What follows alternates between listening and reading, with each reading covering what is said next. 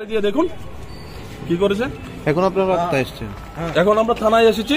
আমরা সুবিচার পাওয়ার জন্য আমরা আমাদের উচ্চ নেতৃত্বদেরকে বলেছি যে আমাদের উপর আক্রমণ হয়েছে, ওরা আসছে কথা বলবে।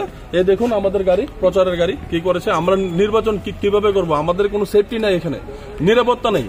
এখানের পুলিশ দলদাসে পরিণত হয়েছে। পুলিশ থাকতে এসব রাউন্ড থাকতে আপনার ওরা বলছে যে পুলিশ জায়গায় জায়গায় রাউন্ড দিচ্ছে। রাউন্ড দিতে এসব ঘটনা হচ্ছে কেন? এসব ঘটনা হচ্ছে কেন? আমরা কি ভোট দিতে পারবো না? আমরা কি সুষ্ঠু নির্বাচন করতে পারবো না ত্রিপুরা রাজ্যে? সেই 19-এর কালো মেঘ আবার আসছে, 2019-এর কালো মেঘ আবার আসছে। 2019-এর পর থেকে ত্রিপুরা রাজ্যের ম্যাক্সিমাম মানুষ ভোট দিতে পারেনি, আর আজকে ওই 2019-এর কালো মেঘ আবার আসছে আজকে। এটা হলো এটার প্রথম নমুনা। আমরা তো কাউকে ডিস্টার্ব করি না, যার যার প্রচার যে করুক, আমাদের কোনো প্রবলেম নেই।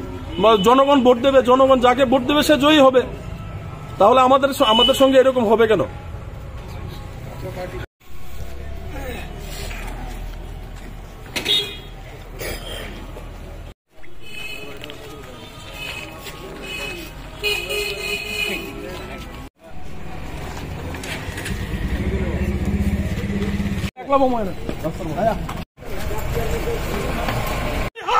পুলিশ প্রশাসন, পুলিশ প্রশাসন, পুলিশ প্রশাসন, পুলিশ প্রশাসন, পুলিশ প্রশাসন। তারা ত্রিপুরা মাতার যিনি প্রার্থী মোহাম্মদ শাহ আলম মিয়া, উনি রাস্তায় বসে গেছেন তার কর্মী সমর্থকদের নিয়ে। আমাদের প্রচারের গাড়ি আসছিল, ওরা ব্যাংকে ঘুরিয়ে দিয়েছে, 2টা মোবাইল নিয়ে গেছে, ড্রাইভারের পকেটের টাকা টুকা সব নিয়ে গেছে, ওর হাতটি ফাটিয়ে দিয়েছে। আরেকজন ছিল বিজেপির বুথ অফিস থেকে বের হয়ে। আপনারা পুলিশের ভূমিকা কি বলতে? পুলিশ কোনো অ্যাকশন নিচ্ছে না, কোনো কিছু বলছে না। ওইদিকে কোনো টহলই নেই, কোনো অ্যাকশন নেই। আমাকে বলছে ওই রুমে গিয়ে কথা বলতে। আমি রুমে গিয়ে কথা বলবো? ড্রাইভারকে মেরেছে, 2টা মোবাইল নিয়ে গেছে। আপনারা দেখতে পাচ্ছেন ঘটনা হলো আমাদের প্রচার গাড়ি ওইদিকে প্রচার করতে গিয়েছিল। তো সন্ধ্যার পর থেকে তো আমরা প্রচার করি না, গাড়ি খালি ছিল, কোনো কিছু সাউন্ড টাউন্ড ছিল না। গাড়িটা আসছিল, কিছু দুষ্কৃতিকারী ওই জাঙ্গালিয়ার স্কুলের পেছনে আমাদের গাড়িটাকে ভেঙে কি করছে দেখেন। এগুলো ভেঙে একদম 2টা মোবাইল নিয়ে গেছে। ওই ড্রাইভারটাকে মেরে কি করছে দেখেন, ওর হাত ফাটিয়ে দিয়েছে।